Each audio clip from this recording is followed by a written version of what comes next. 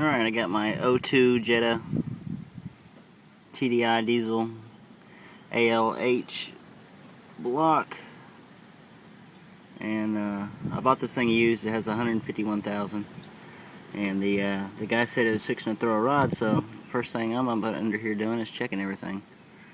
And these are the two center rods right here. And if you look at this one,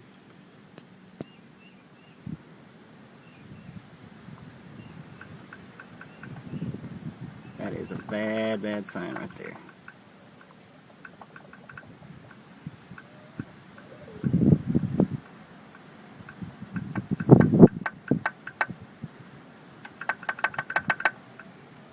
And shake this one.